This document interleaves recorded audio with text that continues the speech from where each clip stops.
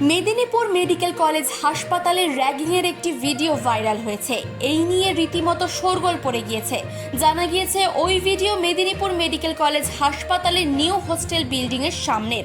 আর তারপরেই Medinipur medical college হাসপাতাল থেকে টার্মিনেট করা হলো সন্দীপ ঘোষের ঘনিষ্ঠ ছাত্রনেতা মোস্তাফিজুর রহমান মল্লিককে।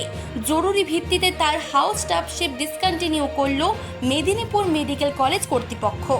কলেজের প্রিন্সিপাল মৌসুমী নন্দী জানিয়েছেন, মঙ্গলবার অর্থাৎ আজ সকালেই জারি করা হয়েছে নোটিশ।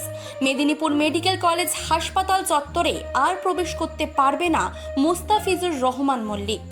একজন স্টুডেন্ট সে বলেছে that is under enquiry by the anti ragging committee. আজকে তো কলেজ কাউন্সিল ছেলেরা চেয়েছিল, আমরা মিটিং করলাম কলেজ কাউন্সিল, এই তো হ্যাঁ ডিসিশন হয়ে গেছে, ওকে তো টার্মিনেট করা হয়েছে। আমাদের কলেজ কাউন্সিল রেজলিউশন হয়ে গেল, নোটিশ কালকে বেরিয়ে যাবে। তাতে লেখা আছে যে ও আর এখন হসপিটালে অ্যান্ড কলেজে ওর তো আর প্রেমিসেসের ভেতরে আসবে না। চিফ এডিটর জিতেন সরকারের রিপোর্ট, চেতনা বার্তা। জেগে থাকে, জাগিয়ে রাখে।